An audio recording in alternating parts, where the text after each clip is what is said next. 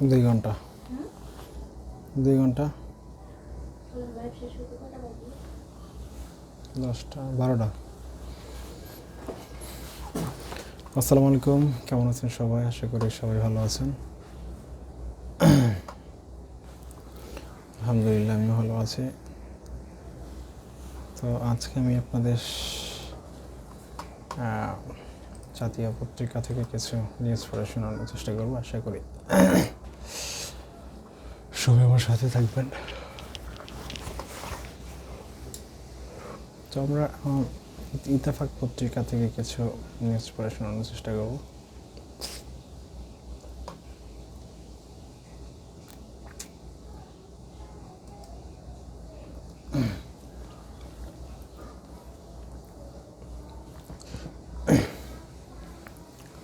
এবার এনসিপি থেকে পদত্যাগ করেছেন তাসনিম জারা ও তার স্বামী খালেদ সাইফুল্লাহ।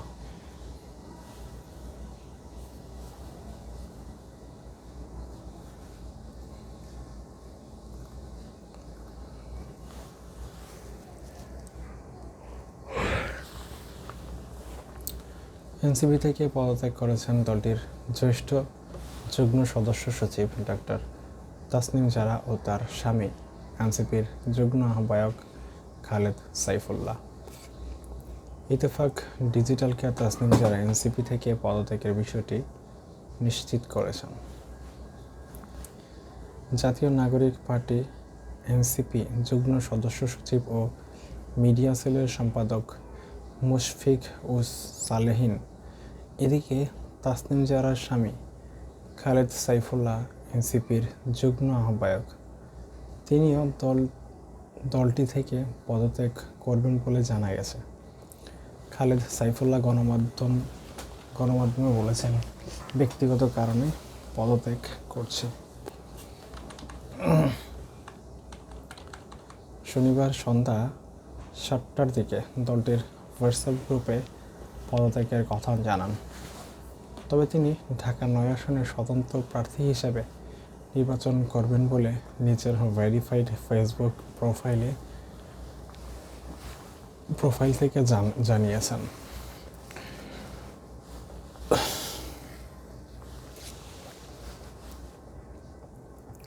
শনিবার ভেরিফাইড ফেসবুক পেজ থেকে তাসনিম জারা জানান, তার স্বপ্ন ছিল একটি রাজনৈতিক দলের প্ল্যাটফর্ম থেকে সংসদে গিয়ে ঢাকা 9 আসনে মানুষের ও দেশের সেবা করার। তবে বাস্তবিক প্রেক্ষাপটে তিনি কোনো নির্দিষ্ট দল বা জোটের প্রার্থী হিসেবে নির্বাচন অংশগ্রহণ না করার সিদ্ধান্ত নিয়েছেন।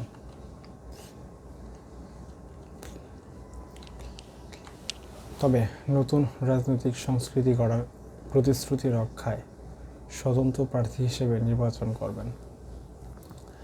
আগামী নির্বাচনের সম্ভাব্য প্রার্থী তাসনিম জারা ফেসবুকে ঘোষণা দিয়ে গণচাঁদার মাধ্যমে 47 লাখ টাকা তুলেছিলেন।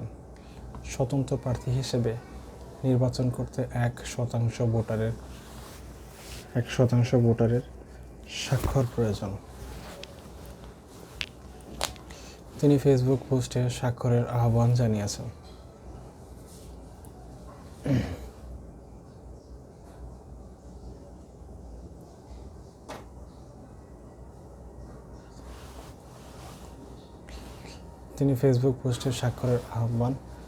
জানিয়েছেন।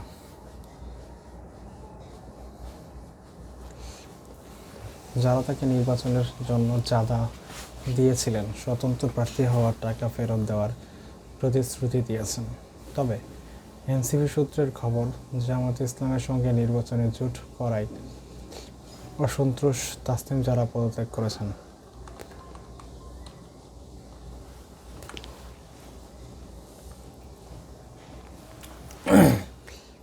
তাকে ঢাকা 9 আসনে জোটের প্রার্থী করার আলোচনা ছিল।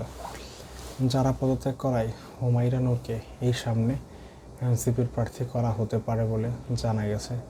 তবে হুমায়রা নূরকে জামায়াত এই আসন ছাড়বে কিনা নিশ্চিত নয়।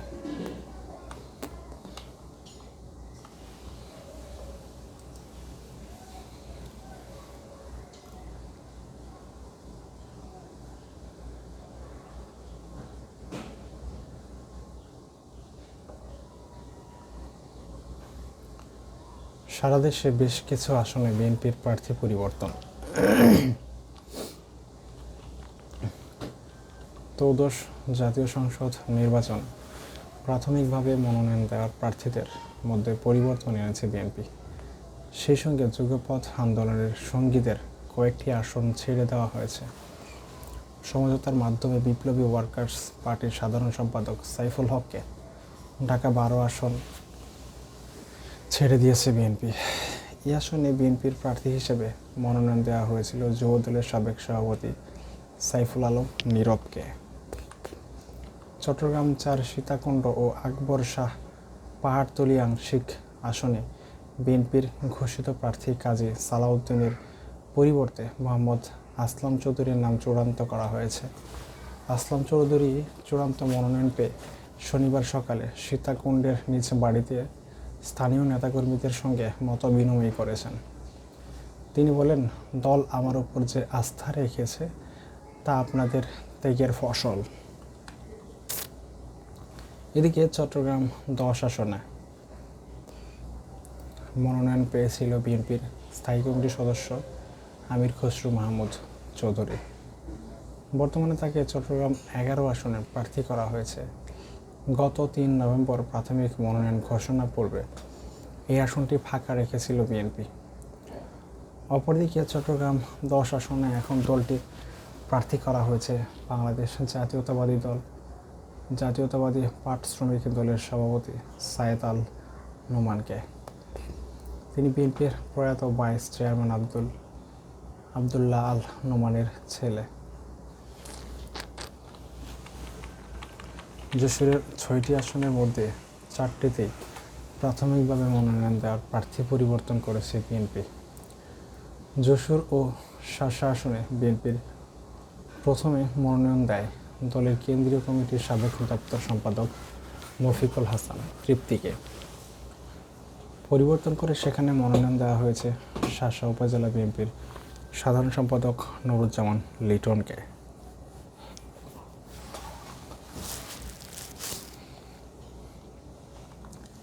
যশোর 4 বাগাপাড়া অভয়নগর উপজেলা বসুন্দিয়া ইউনিয়ন আসনে প্রথমে মনোনয়ন পান দলের কেন্দ্রীয় নেতা ইঞ্জিনিয়ার টিএস আইয়ুব। নতুন করে পেয়েছেন দলের অভয়নগর উপজেলা কমিটির সভাপতি মতিয়ার রহমান ফরাজি।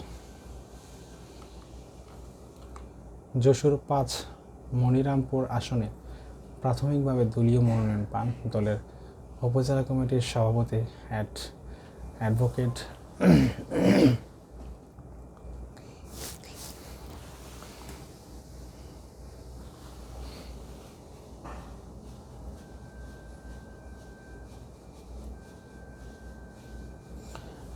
শহীদ ইকবাল হোসেন। পরে জোটের শরিক জমিয়তে ওলামায়ে ইসলামের একাংশ সিনিয়র যুগ্ম মহাসচিব মুফতি রশিদ বিন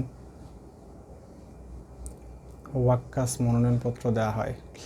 যশোর 6 কেশবপুর আসনে মনোনয়ন পেয়েছিলেন দলের কেন্দ্রীয় সদস্য ছাত্র দলের সাবেক সভাপতি কাজী রৌনকুল ইসলাম শ্রাবণ, কিন্তু তাকে পরিবর্তন করে দলের কেন্দ্রীয় সদস্য ও উপজেলা কমিটির সভাপতি আবুল হোসেন আজাদকে মনোনয়ন দেয় দলটি।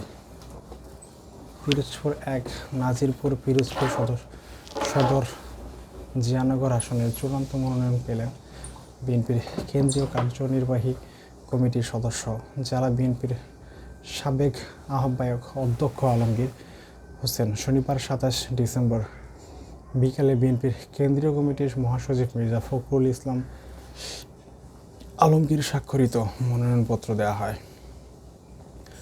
এর আগে কমিটির মহাসচিব মির্জা ফখরুল ইসলাম আলমগীর স্বাক্ষরিত মনোনয়নপত্র দেওয়া হয়। এর আগে বিএনপির জোটভুক্ত জাতীয় পার্টির কাজী জাফর চেয়ারম্যান সাবেক মন্ত্রী মোস্তফা জামাল হায়দারকে মনোনয়ন দেওয়া হয়। এ নিয়ে বিএনপির স্থানীয় নেতাকর্মীদের মধ্যে ক্ষোভের সৃষ্টি হয়।